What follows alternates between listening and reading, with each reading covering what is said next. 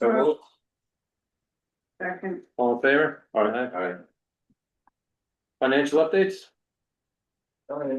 This is that under work and didn't the screen is blank. We have to turn it on the left side. Push that. Slide that over. All right, okay. Yeah, it goes to sleep pretty quick. Okay. All right, the financials here as of September 30th. As of September 30th, we've had $13,209,000 in cash on hand, of which $10,644,000 is bad, and $2,565,000 is in water quality. We have $2,700,000 of outstanding commitments, almost all of which is in bad basin, about $500,000 is in not in bad. Okay. All right. Anybody have any questions or anything with that? Okay, project updates? We are underway at Kenton B1000 up the road here in Kent. Which is fantastic. The firm is hoping to get as much done this fall as they possibly can. And so far, so good. They've been doing a great job getting up there and getting things going. So I think we're still on target for ideally spring, early summer banking of those credits. We have finished the installation at Parmalam 1000. So I will update the phosphorus reduction values for that one. It is lower than 4.7. We had to eliminate some portions of that project, unfortunately. So I will provide you guys with an updated number. And what was it, like 4 or 3? Instead of the 4.7, I think it's closer to 1. Unfortunately, there was a lot of that dropped down. Cost was 5,000. $5,000. Yeah, plus and then plus engineering fees might be 20. So it's still, extremely efficient for the one, but just not the number that we want. So could you repeat the numbers one more time? $5,000. Yeah, it was about it's catch basin inserts. So What was the engineering at 20? it might have been, yeah, because we had so many more other spots that we wanted the inserts to go. Okay. Yeah. We are wrapping up at YMU 40. We just got our last pieces of installation done for the plantings. Those credits will be banked before the November meeting. Oh, I did see the plantings out there. Yep. And as today, we're sending the final check to Coyle Industries, who was our contractor there, which means we will be able to submit to Army Corps of Engineering to wrap up our last payment. That'll come from those folks and close out that contract that we have with them over the next 2 months or so. With some luck, we might have that in by the end of the calendar year. More likely, I would expect it early 26, knowing the process there. We are on target for LCR 1001, another FAD project down in Lewisboro, to have that project go to construction. I think it's likely going to be in late winter, early spring, as we've kind of lost the fall for that one. We have to get some permitting done, and fortunately, the property owner did get us all the permitting documentation we needed, but it's a process to get through. So we'll button all that up, get out to bid likely in January for the work, and anything that they can start in the winter, fantastic. Otherwise, it'll be a project that we look to wrap up before Memorial Day, as the country club uses that area as camp and et cetera for the summer sessions. So we'd like to get in there and get out as quickly as possible. Luckily, should be a quick construction process there. So we'll look to wrap that up.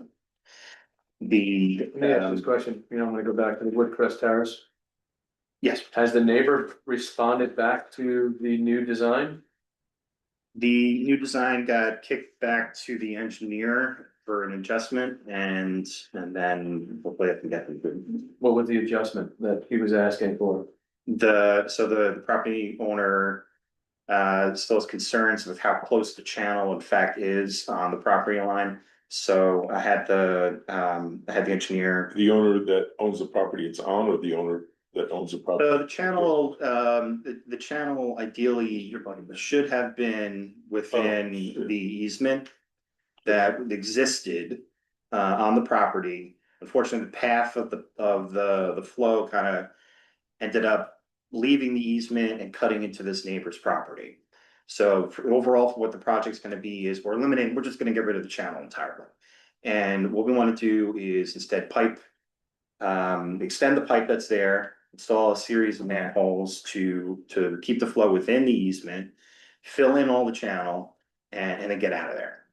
So what are we doing? Are we putting 4 bays in? What are we putting in to mitigate costs?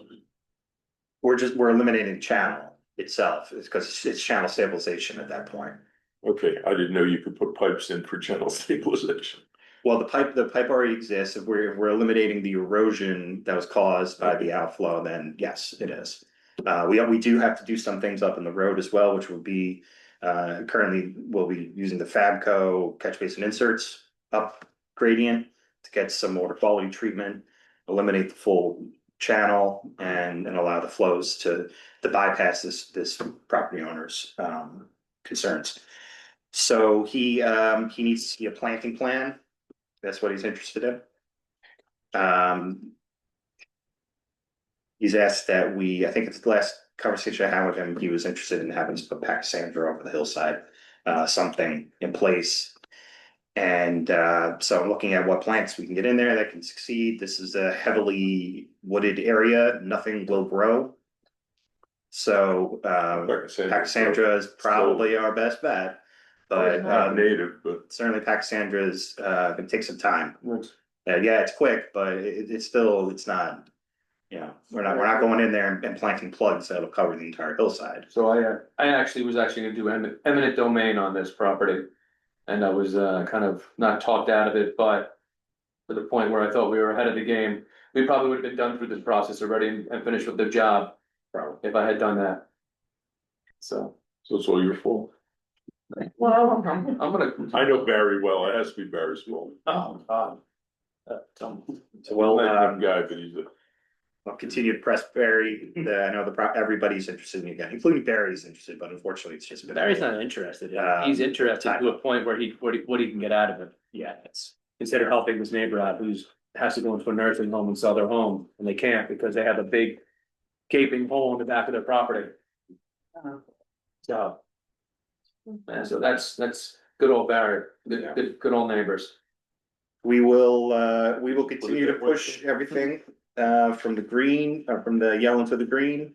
We've got good shape of getting rid of a lot of the green projects coming into the winter. And then start looking towards what new projects we can push forward for next year. And that's where the attention is turning, is to what we can accomplish for 11 through 15, second January 1st hits, and we have the funding in place. Can I just ask, when do you anticipate having the year's 10 numbers? Like final phosphorus reduction? Yeah. I think June is, June 26th, I think is realistic. Pending, how things move. I think we will, I can be confident in saying we'll be in contract with the projects to have that number certainly by June, whether or not full what do construction you mean is done. contract? You mean, you talk about getting to the year, doesn't this get us to 10, Yes, the 78? but I just mean, will all those projects be completed in construction by So when you by say June contract, 1st? you mean you'll be finalized? Will be actively in either completing or starting construction on projects. Will be bidded and Yes. the construction project will be signed.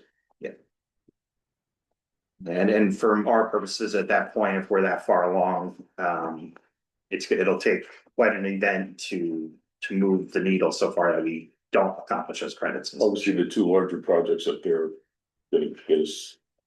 Yeah, it's a big, those are big swings. on those guys. So we'll keep those moving ahead. How did we find out about the Kent one, by the way? Did they bring that to our attention? Did the homeowner, did? The property owner, and their engineer brought it to our attention. Is the subdivision or something? Are they doing a subdivision? He may in the future want to do a subdivision, but at this point, we don't know, what the intent is. We had worked with the property owner and specifically this engineer in the past successfully doing something like this where they identified a large drainage issue on their property. And, so since we had success previously, they brought it back to us again. And, yeah, that's where it originated. And it lined up pretty well with the fact that Kent has a lot of concerns over Lake Carmel. They just recently did a study of what, the problems that we have with sediment entering the drainage area and into the lake. So it lined up really well that these things get hit together. Okay, so we can move on to maintenance unless it's. Yeah, O&M. All right, so O&M, we are wrapping up, I hope, everybody out there, we're doing final inspections to make sure everything's in place. A notice went out to all municipalities in Westchester County, reminding you that the agreement that was in place with Westchester County to support the municipalities for O&M, will no longer be active. We've used all those funds. For 2025, maintenance for 2025 is not covered under that agreement. So everybody will need to make sure that they have budgeted anything that's needed to pay for their monetary responsibility to the corporation. I did my best to highlight monetary responsibility as many times as I could in that letter, so everybody would have that ring a bell in their mind when reading that document. All as requested, we provided a history of what everybody has spent to date for that monetary responsibility, so that you have an idea of what to expect when the bills go out in April or so of 2026. The maintenance, again, it will continue to increase costs. The more projects we put in, the more you guys will have to maintain. With that in mind, as part of the project selection that we have for 11 through 15, we're going to do our best to try to cut back on any maintenance requirements that you might have. One technique certainly is looking at what projects are currently put in, what we might be able to do to supplement the existing projects to try to have the DPWs or whoever might be doing the maintenance only visit one site instead of having, if you have 5 sites in your town, and instead of having an additional new 5 sites, I'm looking at trying to keep it so that you only have 5 sites to visit. So for instance, what I mean is if you have an eroded channel that we already have credit for, and we already have phosphorus reduction value for, by putting something in ahead of that eroded channel, we can get additional phosphorus reduction credit, and your DPW only has to visit one spot. So it's not a matter of mobilizing and revisiting the whole different spot. So I'm working with the DEC to make sure they're comfortable with that. By all means, they are, but with everything, I like to see in the record. They've actually encouraged us to do just that and put treatment in front of any eroded channels that we're doing so that we can get credit for the channel stabilization as well as treating the water quality value. So we'll continue moving forward with those. I haven't had any large items come back for O&M, any questions that have come in from folks, but typically we might see those come in December when the reports start filing in. That's it. Kevin, I have one Westchester funding, because it says here in the minutes that going forward, it will be towns that are paid more than their allotment who will get money back. What happens? Yeah. If you're supposed to do so many kilograms and it should cost you 10 grand and you've done 15,000 or whatever. Somebody else is short. Oh, okay, so. You're doing more work for another town that should have done the work, so. Right. I think that's basically. That's what that means, so the funding that was allotted to that. Yeah, so if So you're I'll- about where you should be, you're stuck Yeah. with the cost. If you've done more than you should be, the money moves over to you. Okay, so- The example I used in the letter was if the full Yeah, bill I remember that. is $10,000, is $100,000 for the O and you are responsible for 10% of the phosphorus reduction for the watershed, then your monetary responsibility would be $10,000. Simple equation. If the town did enough maintenance to rack up a bill of, let's say, $15,000, the $5,000 would come back from the other municipalities to reimburse the town, but the town would be responsible, their monetary responsibility would be the $10,000. So in the end, they're not gonna be made whole as they have in previous years, but they will get some money back from the other municipalities. Right, okay, And a lot of this stuff is done by your highway employees. anyway, yes, so- right. Yeah, and we'll continue looking into ways to try to streamline it all. Well, the big thing, the big concern I have is somebody start to just throw stuff in and make stuff up, but you know about what it should cost and you're kind of validating those numbers too, so. Yeah, we absolutely audit these bills as they come in. And over the last few years, I've held out a lot of submitted values that I didn't feel were quite on target with what we should have seen. And at this point, we have such a clear history of what the bills are.